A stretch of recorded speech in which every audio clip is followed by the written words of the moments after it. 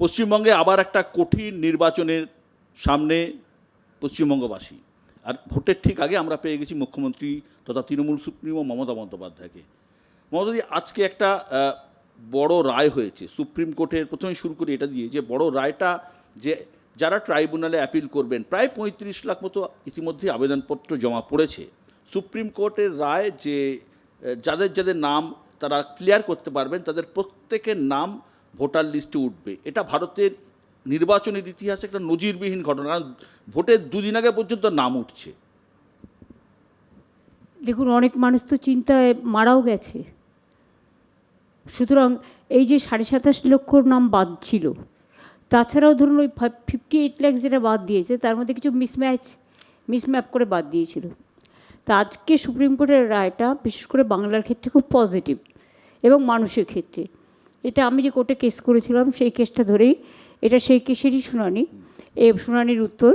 কেসটা হয়েছিল 3 দিন আগে। আজকে ওরা অর্ডার দিয়েছেন, যেটা আমরা কৃতজ্ঞ যে অর্ডারটায় পরিষ্কার বলা হয়েছে যে যারা ট্রিব্যুনালে অ্যাপিল করেছে তাদের ফার্স্ট পেজের নাম উঠবে 21 তারিখে। সাপ্লিমেন্টারি লিস্ট ডিক্লেয়ার করতে হবে 23 তারিখে ভোটের আগে। হ্যাঁ, 23 তারিখে ভোটের একদিন আগে, মানে 21 তারিখে করতে বলেছে, যাতে মাঝখানে একদিন টাইম পায়। আর 29 তারিখে যে সেকেন্ড পেজ ভোট, তার আগে 27 তারিখে করতে বলেছে। তো ওইটা করে দিলেই আমি সবাইকে আপিল করব যে আমাদের, বিশেষ করে এটা আমাদের পার্টির কাজ, যেটা হচ্ছে ভোটার স্লিপগুলো সব রেডি করে রাখা, যাতে রাতের মধ্যে মানুষের বাড়িতে পৌঁছে যায় বা ভোটের আগের দিন পৌঁছে যায়। এখানে কোনো অবস্ট্রাকশন করলে আমরা কিন্তু ছাড়বো না। এটা আমরা রাজনৈতিকভাবে লড়ে নেবো, শান্তিপূর্ণভাবে। মানুষের গণতান্ত্রিক অধিকার যে মানুষকে ফিরিয়ে দিচ্ছে বিচারালয়। এবং আমার কাছে একটা খবর আছে যে আর্টিফিশিয়াল এজেন্সি দিয়ে আরও নাম ডিলিশন করার চেষ্টা করছে। আমার really, I have never seen this type of vindictive অ্যাটিচিউড, the vendetta, political vendetta. But এসব করে কিছু হবে না। বাংলায় তৃণমূল এবার বিপুল ভোটে জিতবে। আর আজকের এই রায়টা আমাদের আরও বেশি, যেটুকু কেউ কেউ খেলছিল ভোটটা দিয়ে দিয়েছে, ভোট কেটে দিয়েছে, আজকের রায় তো ছেটে দিয়েছে সব। এটা একটা মানে অন্য জয়, কারণ এটা ভারতবর্ষে কোনোদিন হয়নি যে সংবিধানের বিশেষ ধারা প্রয়োগ করে সুপ্রিম কোর্ট এই রায়টা দিচ্ছে। এটা কোনোদিন হয়নি। মানে এটা কোথাও মানুষের মরাল ভিক্টরি হিসেবে দেখছেন আপনি? অবশ্যই। এবং আমি খুব কৃতজ্ঞ, বিশেষ করে সুপ্রিম কোর্ট থেকে শুরু করে মামাটি মানুষের কাছে, গণতন্ত্রের কাছে, সংবিধানের কাছে, যে voting rights is a constitutional rights. এবং এটার জন্য আমি নিজে সুপ্রিম কোর্টে গিয়ে লড়াই করেছি। আমার লড়াইয়ের জয় হয়েছে। এটা আমি মনে করি আমার জয় নয়, এটা মামাটি মানুষের জয় এবং আইনের জয়, সংবিধানের জয়, গণতন্ত্রের জয়। একটা জিনিস মনে রাখবেন, ধর্মের কল বাতাসে নড়ে। এত অত্যাচার, এত মানুষ মারা গেছে, তাদের আত্মা কাঁদছে, তাদের পরিবারগুলো আজও দুশ্চিন্তায় আছে। কালও হোম মিনিস্টার বলেছেন যে সবাইকে তাড়িয়ে দেওয়া হবে, যার নাম কাটা যাবে। এই ধরনের অ্যাটিচিউড কেন? মোটামুটি ভোটের সময় নির্বাচন কমিশনের সঙ্গে সংঘাত আপনার নতুন কিছু নয়। আপনি বহু বছর ধরে এ লড়াই লড়ে আসছেন, কিন্তু এবারে বিষয়টা অন্য মাত্রা গেছে। বার্নল, বোরোলিন, আইসক্রিম, আপনার প্রধান প্রতিপক্ষ কি এবার? আমি বার্নল বোরোলিন বলিনি, ওটা ওরা বলেছে। আমি বলেছি আইসক্রিম দিয়ে ঠান্ডা করে দেবো। আমি সেটাই তো বলছি। আমি যে আইসক্রিম খান, গরমে ঠান্ডা হবে। হ্যাঁ, এবার এই যে এবার কি আপনার প্রধান প্রতিপক্ষ বিজেপি নয়, নির্বাচন কমিশন? লোকে তো তাই বলছে। Silence is golden and silver is, speech is silver. বুঝে নিনি স্যারাই কাফি। ছদ্মবেশী মেঘের আড়াল থেকে লড়াই করছে এক পক্ষ হয়ে। আমি তো মানুষের পক্ষে, আমি তো নিরপেক্ষতার পক্ষে। এই যে নির্বাচনী আধিকারিক যেভাবে এই ধরনের কমেন্টস করছেন, তাদের নিজস্ব অফিসিয়াল টুইটার হ্যান্ডেলে দিচ্ছেন, এটা তো যদিও বিতর্কের মুখে নানা রকম পোস্ট ডিলিট করা হয়েছে, কিন্তু এটা নজিরবিহীন ঘটনা। এটা পশ্চিমবঙ্গে, ভারতবর্ষে কোনোদিনও হয়নি। বললাম তো, বেশিবার বড্ড বাড়াবাড়ি করছে, বড্ড অত্যাচার করছে। স্বৈরাচারীর একটা লিমিট আছে। আমি 7বার এমপি হয়েছি, 3বার বাংলা থেকে মানুষ জিতিয়েছে, আর একবারও আমি আশা করি জিতব। তো আমার জীবনের দীর্ঘদিন আমি সংসদ পেরিয়ে এসেছি। আমি অনেক প্রাইম মিনিস্টার দেখেছি, অনেক গভর্নমেন্ট উত্থান পতন দেখেছি। এই রকম একটা ভিন্ডিকটিভ গভর্নমেন্ট, মানে মানুষ বিরোধী গভর্নমেন্ট, গণতন্ত্র বিরোধী গভর্নমেন্ট, ভাগাভাগি গভর্নমেন্ট, দেশ মানে নিজেদের স্বার্থে যা ইচ্ছা করতে পারে। এই যে দেখুন, মহিলা বিলটা যে নিয়ে আসছে, মহিলা বিলের তো আমরা সমর্থক। আমরাই প্রথম এটাকে রেস করেছিলাম। এবং আমার মনে আছে কৃষ্ণাদি তখন বেঁচে ছিলেন, যখন মহিলা বিল নিয়ে আসা হলো, কিছু লোক বিরোধিতা করছিল। আমি তো ফার্স্ট দাঁড়িয়েছিলাম স্পিকারের ওখানে, আর পাশে সব মহিলাদের দাঁড় করিয়েছিলাম। সেই ছবিটা বের করুন। সেই তখন আমি যাতে মহিলা বিল যাতে মন্ত্রীর কাছ থেকে কেউ ছিঁড়তে না পারে, আমি পুরো গার্ড ওয়াল হয়ে দাঁড়িয়েছিলাম। কাজে আমরা করেছি, এবং আমাদের পার্টির 37% ইলেক্টেড মেম্বার লোকসভা আমাদের আছে, আমরা গর্বিত। কিন্তু মহিলা বিল হচ্ছে আলাদা বিল, এটা আগেই পাশ হয়ে গেছে। এবং এই বিলের সাথে ডিলিমিটেশন নিয়ে আসা, এটা মা বোনেদের অসম্মান করা। আমি মনে করি মহিলা বিল আলাদা আনা উচিত এবং ডিলিমিটেশন বিল আলাদা। তার কারণ মহিলা বিলের সাথে ডিলিমিটেশনের কোনো সম্পর্ক নেই। ওরা বলছে 541 সিটের জায়গায় 850 করবে, মানে নিজেদের ইচ্ছে মতন, মানে টুকরো টুকরো টুকরো টুকরো টুকরো টুকরো গ্যাং বলছে না, ওই দেশটাকে টুকরো টুকরো টুকরো টুকরো টুকরো টুকরো করবে, করে ওদের ক্ষমতায় আসতে হবে। তার মানে ওরা যে হেরে গেছে এবং মানুষ যাদের বিরুদ্ধে এটা থেকে প্রমাণ হয়ে যাচ্ছে। ওরা বলছে তো আগে ডিলিমিটেশন হবে, তারপরে মহিলা বিলটা করতে হবে, সংরক্ষণ হবে। আমরা তো ডিলিমিটেশনের বিরোধিতা করব। মানুষের সাথে আলোচনা না করে এত বড় একটা সিদ্ধান্ত নেবে, আর যখন আমাদের ভোট তুলছে সেই অবস্থায়, যাতে এমপিরা যখন ভোটে ব্যস্ত, তাও আমি 21 জনকে পাঠাতে বাধ্য হলাম। সেই সময় যখন মানুষের গণতন্ত্র মরণ বাঁচানোর সমস্যা, মানুষের পাশে সাংসদদের যেতে হবে, সেই সময় এই বিলটা নিয়ে এসে আগে ডিলিমিটেশন তারপরে মহিলা, আমি মনে করি আগে মহিলা, ডিলিমিটেশন হবে না। কীভাবে আটকাবেন? দেখুন, আমি তো যতদূর জানতাম, এখনকার সব আইন কানুনেরা পাল্টে দিয়েছে, নানা রকম রুলস তৈরি করছে বিষবৃক্ষের ছায়ায়। মাথায় পুরো বুদ্ধি নেই, বুদ্ধির জায়গায় বিষ আছে। আগে আমি জানতাম সংবিধান সংশোধন মানে 2/3 অ্যামেন্ডমেন্ট, 2/3 মেজরিটি নিয়ে করতে হতো। এখন বলছে সিঙ্গেল মেজরিটি। এ তো কনস্টিটিউশনই চ্যালেঞ্জ হয়ে যাবে। ওরা নানা রকম রুলস বের করছে, যেটা হচ্ছে খোদার ওপর খোদকারি করা, মানে প্রবাদে যেটা বলে।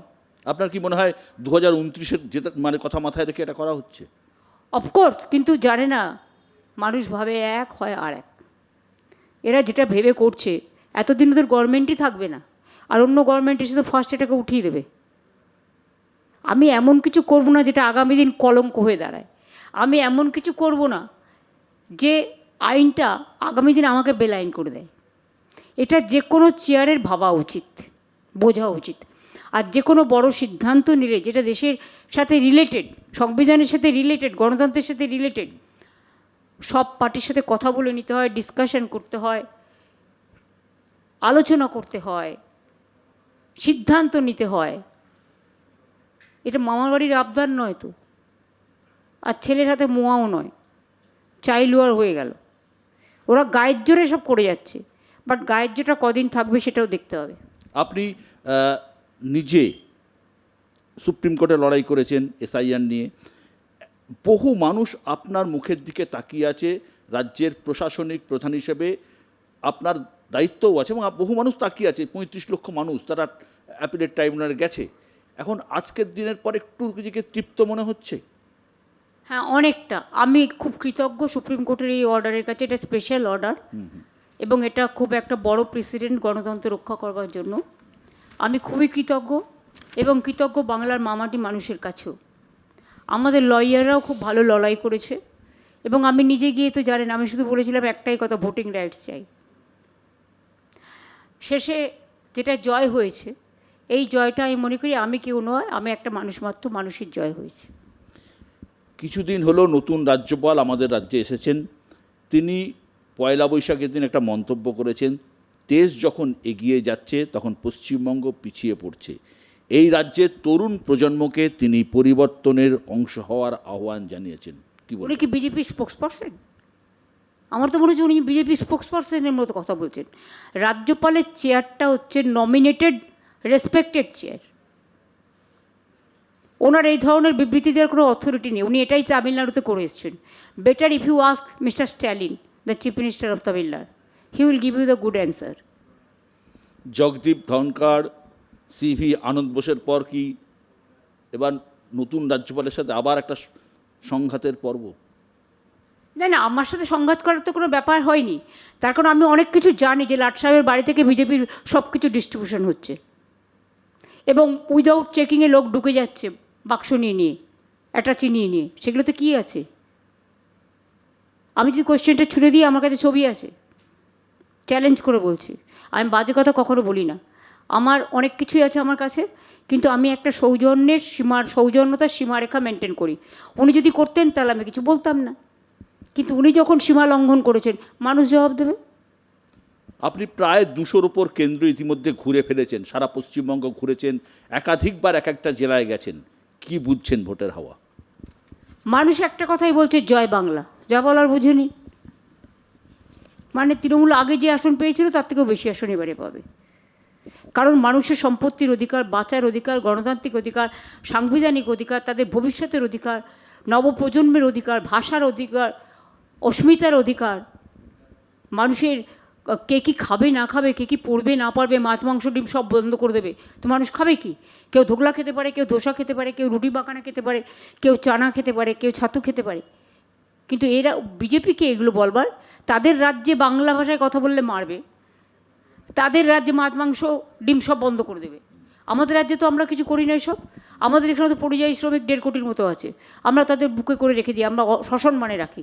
তাই আমাদের লোকেরা বাংলা ভাষায় কথা বলে ওদের আপত্তি কি? আমি তো অন্য ভাষাকে সম্মান করি, আমি তো গুজরাটি ভাষাও বলতে পারি, বলবো নাকি কেমছো ভালচো, ওদেরও ভাষা আছে, আমি তো সব ভাষাকে সম্মান করি। আপনি যেমন মাছ ভাতের কথা বলছেন, বিজেপি নেতাদের মুখেও কিন্তু মাছ ভাতের কথা শোনা যাচ্ছে। কেউ কেউ সব ছাড়ুন, এসব শুনুন, মাছ নিয়ে প্রচারে যাচ্ছে, কিন্তু তার কারণ হচ্ছে চোরের মায়ের বড় গলা। ঠাকুর ঘরে কে? আমি তো কলা খাইনি, উনি তো কলা খাননি, সেজন্য কলাটা নিয়ে বাইরে বেরিয়েছেন। এটাই ধরে নিন না। বিহারে কেন মাছ বন্ধ? উড়িষ্যায় কেন বন্ধ? উত্তরপ্রদেশে কেন বন্ধ? রাজস্থানে কেন বন্ধ? দিল্লিতে চিত্তরঞ্জন পার্কেও গিয়ে হামলা করেছে। সব জায়গায় মাছ। বাংলায় কেউ কথা বললেই অত্যাচার, হোটেল পর্যন্ত দেয় না। আর বাঙালিদের যে খাওয়া দাওয়া, সেটা নিয়ে ওদের এত আফসোস কেন, এত অসুবিধে কেন? ওদের খাওয়ার নিয়ে তো আমরা বলি না। হ্যাঁ, গরিব লোক, সাধারণ লোক একটু মাছের ঝোল ভাত খেয়ে ছেলে মেয়েদের স্কুলে পাঠিয়ে দেয়, তাতে হয়ে যায়। নিরামিষও আমরা খুব পছন্দ করি, কিন্তু নিরামিষও খুব কস্টলি। ননভেজের থেকেও ভেজ আরও কস্টলি, তার থেকে মাছের ঝোল ভাত সস্তা হয়। কারণ গ্রামগঞ্জের লোক পুকুর থেকে একটু মাছ ধরলো বা মাছ কিনলো, মাছের ঝোল ভাত ছেলে মেয়েদের পাঠিয়ে দিল। বাংলা তো নদীমাতৃক দেশ, মাছের জায়গা, নদীমাতৃক, পুকুর ভর্তিক, জল ধরো আরও 5.5 কোটি পুকুর কাটানো হয়েছে, চুনোমুটি পর্যন্ত আমরা সংরক্ষণ করছি, ইলিশ মাছেরও চাষ করে দিয়েছি। সুতরাং এটা বুঝতে হবে যে যার যার খাবার নিজের কাছে, যার যার ভাষা নিজের কাছে, যার যার উৎসব সবার কাছে, ধর্ম যার যার আপনার, উৎসব কিন্তু সবার।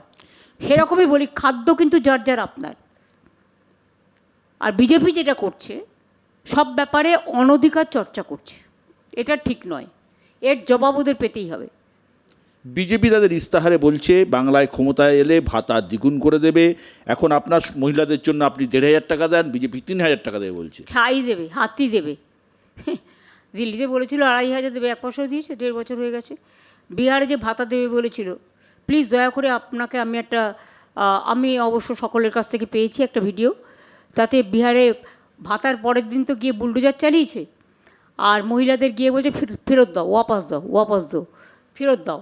তাহলে বুঝতে পারছেন ভাতা মানে কি? ভাতা মানে ওদের আপনার অ্যাকাউন্টে যেটুকু টাকা আছে সেটাও ছিনিয়ে নেবে। যে ভুল করে ওদের এতে সই করবে, তার নাম, তার অ্যাড্রেস আর ব্যাঙ্ক অ্যাকাউন্ট নিয়ে সব হ্যাকিং হবে। তার কি প্রমাণ নেই যে তার ব্যাঙ্ক অ্যাকাউন্ট করে নেওয়া হবে না, টোটালটাই নিয়ে নেওয়া হবে না? সুতরাং এটা টোটালটাই মানুষকে বিভ্রান্ত করার জন্য ভোটের আগে একটা অপপ্রচার। তা নাহলে অর্থমন্ত্রীর এই দশা, ওদের যদি বেহাল দশা না হয়, অর্থমন্ত্রী এসে কখনো কার্ড ডিস্ট্রিবিউশন করতে পারে? বাজেটে করলেন না কেন? আমাদের লক্ষ্মীর ভাতা যে টাকা আমরা বাড়ালাম, 500 ছিল আগে, তারপর হলো 1000, 1,500, 1700, আমরা তো বাজেটে করে দিলাম। বাজেট অ্যালোকেশন হয়েছে। ইয়েস, বাজেট অ্যালোকেশন করে ফেব্রুয়ারিতে বলে দিয়েছি। তা তোমরা যদি সত্যিই দিতে, তা তোমার দিল্লির সরকার তো তোমার আমলে আছে, তুমি বেটি বাঁচাও বেটি পড়াও করেছিলে, আর এখন বলো বেটি পড়াও বেটি ভাগাও। তো সেই রকমই এরকম একটা ভাবতা। মাতৃশক্তি কাট করেছে, যুবশক্তি কাট করছে, কিছু নাই।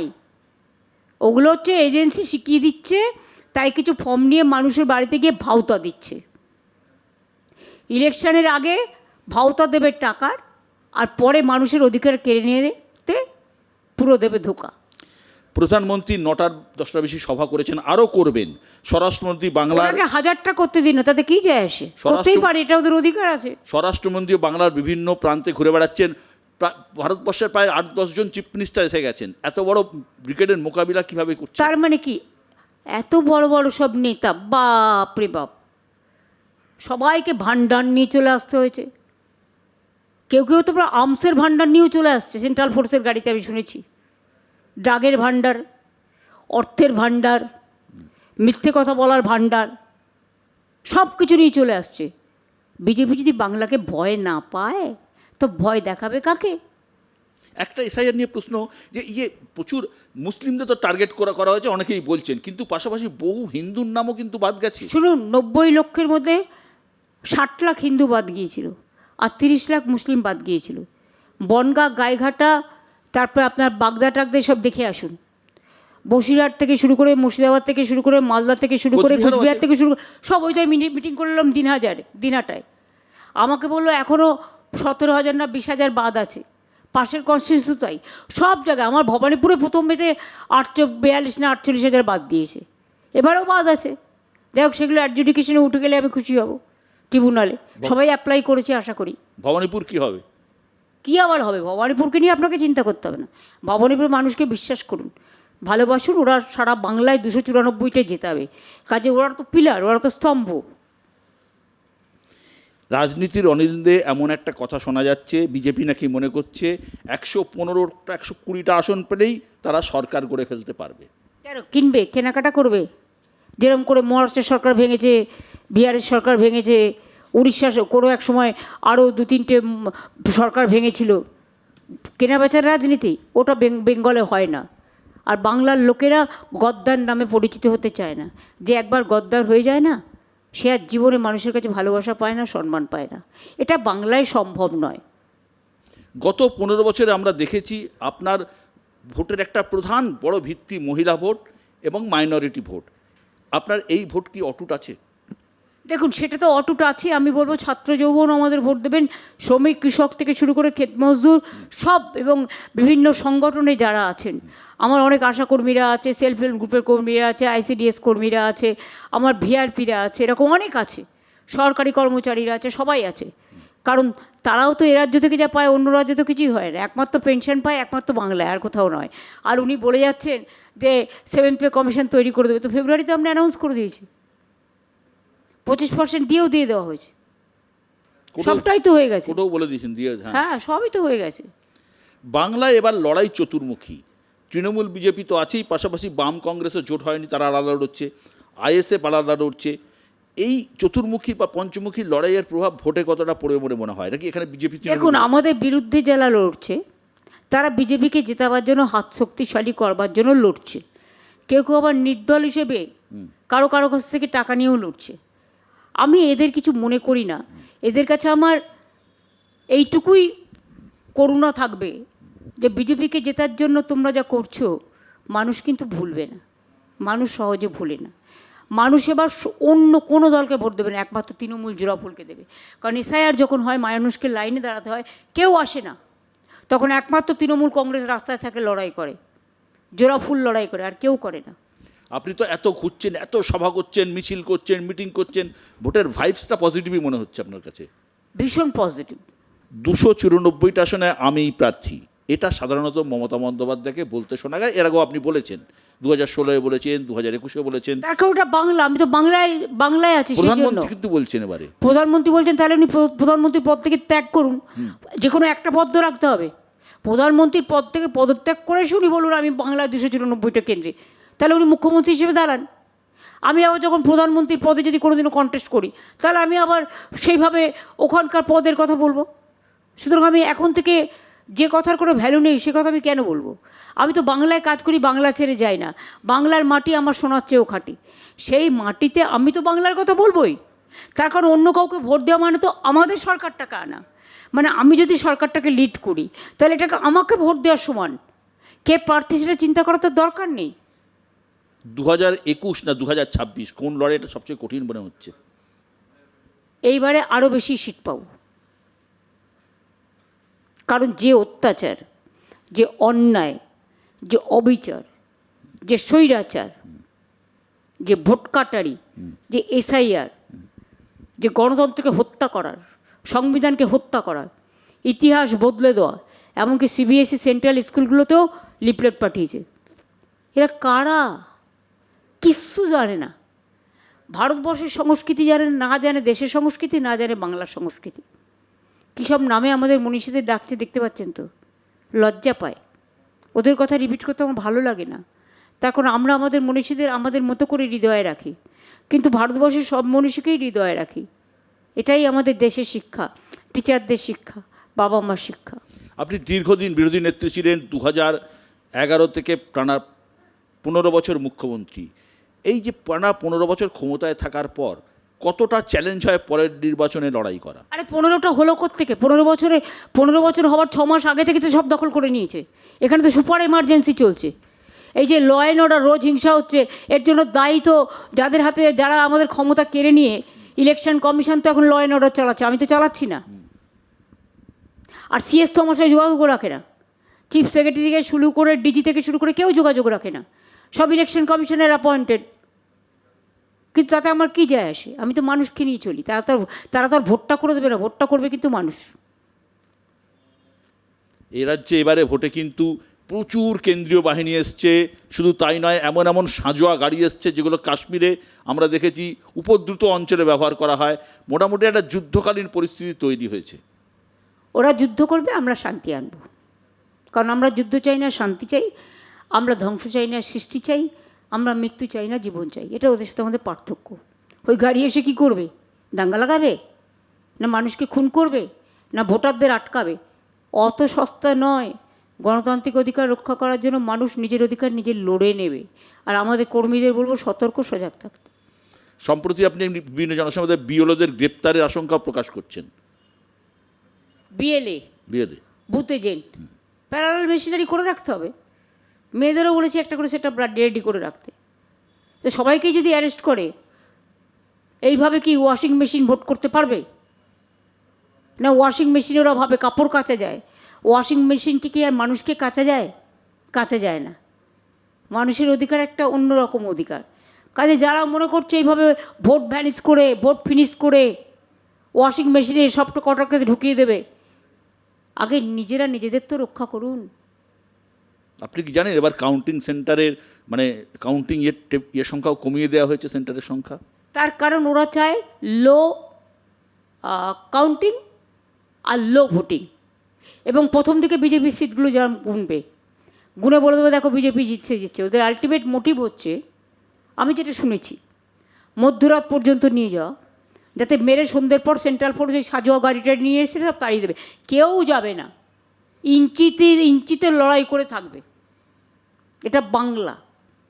ওই তো নীতিশ কুমার দেখছেন বেচারা, তাকে মুখ্যমন্ত্রী করে আজকে তার কি হাল। সুতরাং ওদের সাথে যে যাবে সেই মরবে। আগুনের কাছে আপনি গেলেন কি মরলেন? সম্প্রতি অমিত শাহ বলেছেন বিজেপি জিতলায় বাংলায় অভিন্ন দেয়ানিবিধি চালু হবে। একটা লোকের বাংলার জন্য তো একা আলাদা হবে না, যে কোনো আইন দেশের জন্য হয়। বাংলার ক্ষেত্রে আলাদা করে কী করে হবে? Uniform civil code is not a simple matter. আপনাকে মনে রাখতে হবে, আমি যেটা বলি বারবার, ধর্ম যার যার, আপনার উৎসব কিন্তু সবার। শুনুন, আমাদের হিন্দুদের বিয়ে হয় সন্ধ্যেবেলায়, কারো বাসি বিয়ে আছে, কারো আবার সেদিনই চলে যায়। মুসলমানদের বিয়ে হয় দুপুরবেলায়, আদিবাসীদের বিয়ে হয় দুপুরবেলা, তাদের আলাদা সিস্টেম। তপশিলীদের আলাদা সিস্টেম, ব্রাহ্মণদের আলাদা সিস্টেম, কায়স্থদের আলাদা সিস্টেম, বাউরিদের আলাদা সিস্টেম, বাগদিদের আলাদা সিস্টেম, পাঞ্জাবিদের আলাদা সিস্টেম। এ কি ইচ্ছা মতো নাকি? ওই যে বলেছিলাম ছেলের হাতের নাড়ু মনে হচ্ছে, যেন ধরিয়ে দেবে আর হয়ে যাবে। সব ধর্মকে বাদ দিয়ে সব ধর্মীয় রীতিনীতি সব কেড়ে নেবে। সেই জন্যই বলি আমি, এরা অধর্মের লোক, এরা বিষ ধর্মের লোক, এরা বিধর্মী লোক, বকধার্মিক। উত্তরবঙ্গে এবারে কি আশা করছেন? উত্তরবঙ্গ ওদের এবার ভালো করে বুঝিয়ে দেবে। দক্ষিণবঙ্গও দেবে, উত্তরবঙ্গও দেবে। দক্ষিণবঙ্গের উপরে তো কম অত্যাচার আসেনি আজ পর্যন্ত। কিছু করেছে বাংলার জন্য? আমাদের 100 দিনের কাজের টাকা বন্ধ, আবাসনের টাকা বন্ধ, পথশ্রীর টাকা বন্ধ, জলের টাকা বন্ধ, সর্বশিক্ষা অভিযানের টাকা বন্ধ। এরা কি ভেবেছে আমরা 2 লক্ষ কোটি টাকার উপর ওদের কাছে পাই? এখন তো একটাই ট্যাক্স, জিএসটি ট্যাক্স। যে ট্যাক্সের মধ্যে দিয়ে ওরা আমাদের এখান থেকে আমাদের কোনো ট্যাক্স নেই, ওরা একটাই ট্যাক্স আমরা করেছিলাম, ভেবেছিলাম দেশের জন্য ভালো হবে, সব টাকা তুলে নিয়ে যাচ্ছে, আর আমাদের যে ভাগের টাকাটা সেটা দিচ্ছে না। তার এই ট্যাক্সের কী প্রয়োজন ছিল? জিরের ওপর ট্যাক্স আছে, হীরের ওপর নেই, বুঝে নিন। মালদা মুর্শিদাবাদ সেখানে কিন্তু কংগ্রেস আশা করছে তারা অনেকগুলো সিট পাবে। শুধু তাই না, রাহুল গান্ধী এসছেন, এসে তো আপনার সব মানে বিরাট সমালোচনা করে চলে গেলেন। করতেই পারেন, আমার সাথে কংগ্রেসের সম্পর্ক নেই, আমি তো কংগ্রেস ছেড়ে তৃণমূলটা করেছি এই জন্যই। ওদের সাথে সিপিএম টিপিএমের সম্পর্ক আছে। আমি গেটার ইন্টারেস্টের ক্ষেত্রে সবাই আমরা এক হয়ে কাজ করি, যেমন এই বিলেও আমরা একসাথে কাজ করব।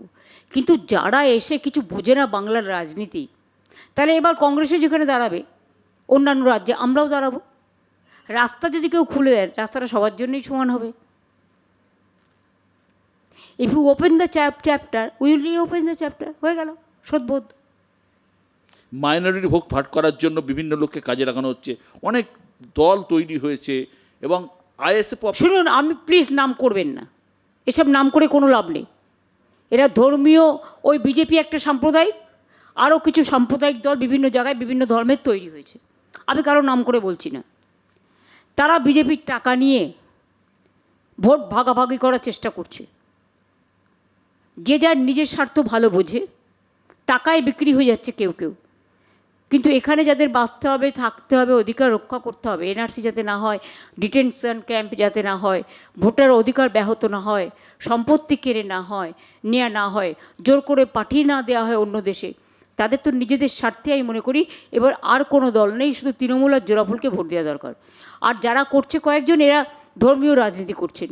আমি বলবো ধর্মটা আপনারা মন্দির, মসজিদ, গুরুদ্বারা, গির্জায় করুন, ধর্মটা রাজনীতি ভোটের বাক্সে নয়। এবারে ভোটের যে ভাইবস আপনি বলছেন 2021-কে ছাপিয়ে যাবে। ইয়েস, যা বলছি তাই ঠিক বলছি।